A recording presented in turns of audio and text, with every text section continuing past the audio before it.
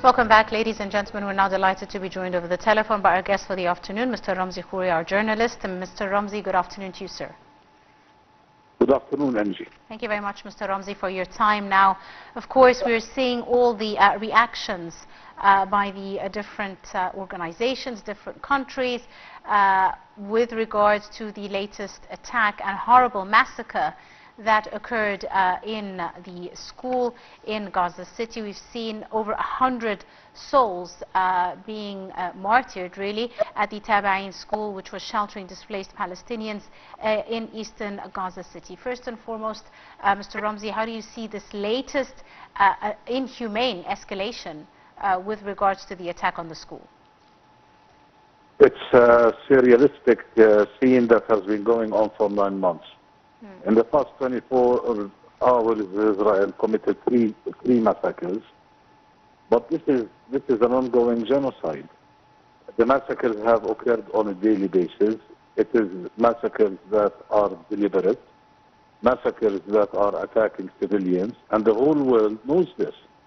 There is no question anymore regarding whether these attacks are deliberate or not.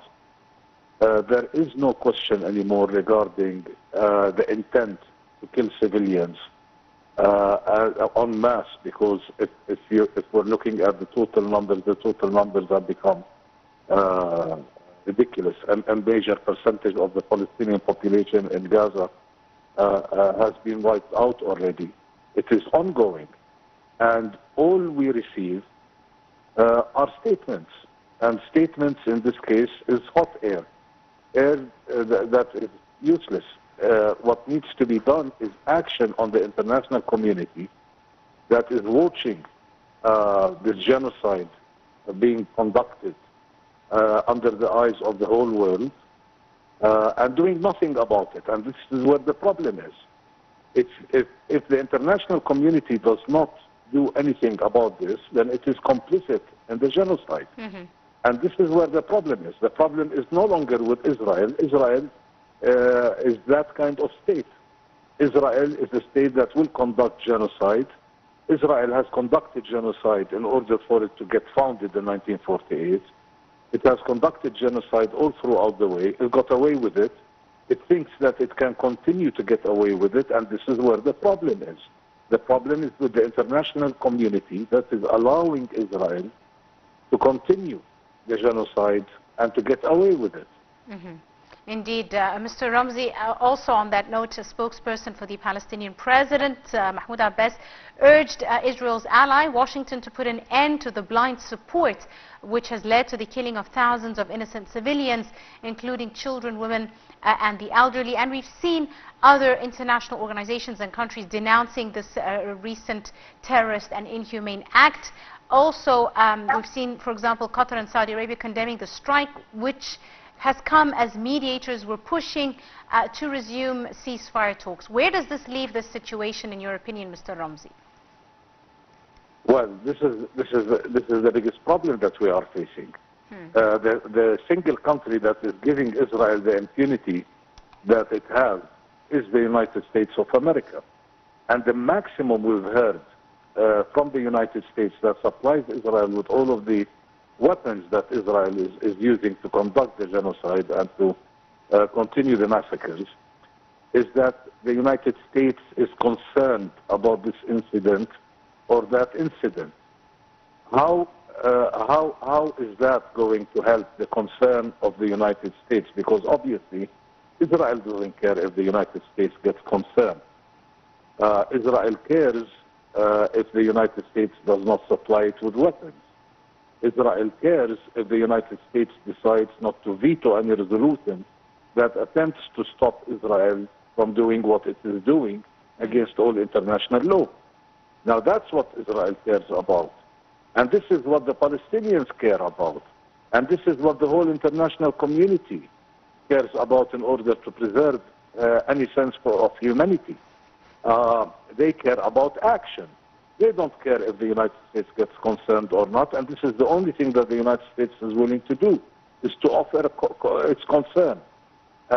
This is a farce, and this is a farce that is very dangerous. It's not dangerous only because innocent people are getting killed on a daily basis. It is also dangerous because the whole international law, the whole international order is now in danger. Why is it in danger? Because you cannot apply it to one state but not apply it to another. Indeed. Law has to be independent, it has to be objective. It has to achieve justice, and justice is a value that is for everyone. Justice is not a value for a certain human being, yet another human being does not enjoy it. Therefore, this is where we are today, and with all honesty, enough is enough. And the whole world is saying this. And Absolutely. I think that they are not saying it to Israel, that nobody expects to adhere. But they're saying it to the United States of America, that is allowing Israel to do all of what it's doing. Indeed. Now, Mr. Ramzy, we've seen Egypt, the United States and Qatar rescheduling another round of ceasefire negotiations for Thursday, especially now, fears are growing of a broader conflict involving Iran, as well as the Lebanese ally Hezbollah. How critical is the situation in this light, in your opinion? These are two different issues. Netanyahu is engaged in these negotiations because he needs them. He needs to say, look, I'm trying to resolve the problem and to reach a ceasefire, but I can't. Yet he is the person, and this government is the government that has sabotaged every single bout of negotiations. And it may as well do exactly this with this bout, with this round. Despite the statements that are being made, we've heard them before. And we've seen what Israel has done before. It has become so farcical, and it's become a joke. Israel may even submit a proposal to the United States, which the United States submits to the negotiators. The negotiators get the approval of Hamas only for Israel to withdraw from what it submitted with its own hands. We've seen this happen over and over and over again. Yes. Why is Netanyahu playing this game? Netanyahu is playing this game because he needs to tell all of the families of the people who are in the hands of Hamas, who they describe as hostages and who Hamas describes as prisoners of war, to tell them that Netanyahu is actually putting effort in trying to release their family members. This is the only reason why he's doing it, and also to give face to the United States that is giving all of this cover. Is it possible for this to continue on and on and on, round after round after round, and until when? And what does this have to do with the genocide that is going on the ground?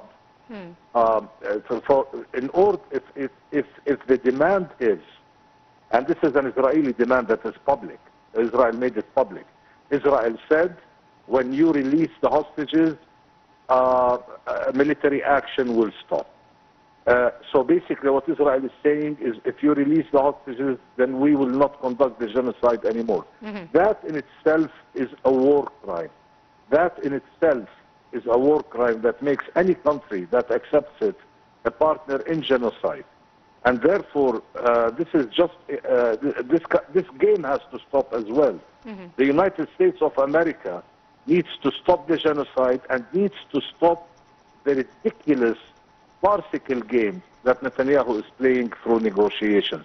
Not only this, but Egypt and Qatar, who have put a huge amount of effort in trying to reach a ceasefire, may very soon come and say, we're not playing this game anymore.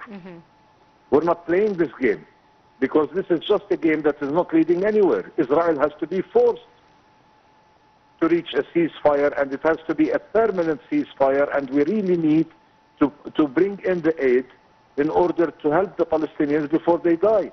They are dying of hunger, and they are also dying of disease. Disease is a very big problem. Children have a major problem in Gaza today. They have, because of lack of cleanliness, because the infrastructure has been destroyed by Israel. So you have sewage everywhere, and this has allowed for disease to spread in a manner that is unprecedented. unprecedented anywhere in the world. Everything that is going on in Gaza is unprecedented. Israel has reached new heights in its atrocities, and the world is watching. And this is not acceptable. It's not acceptable at all. Countries that have done way much less than Israel has done were stopped by the international community. What gives Israel the right to continue genocide and to continue breaking international law? As for the situation, yes, in my opinion, I don't think that Iran has a choice but to retaliate. And so does Hezbollah. Hezbollah, their top military leader was assassinated. And therefore these parties don't have much of a choice but to retaliate. How are they going to retaliate? Are they going to retaliate at the same level, i.e. attempt to assassinate Israeli leaders, just like Ismail Haniyeh was assassinated? He's not a military leader, he's a political leader. Or are they going to attack Israel with rockets, etc., etc.? Can this lead to a wide-scale regional war? Yes, of course it can. Yes, of course it can. Yes. Because Iran retaliates, Hezbollah retaliates, Israel starts claiming that that was the start of the whole problem, that retaliation was the start. Because that's what Israel does every time. It does something really bad, somebody retaliates, then everything starts at the retaliation.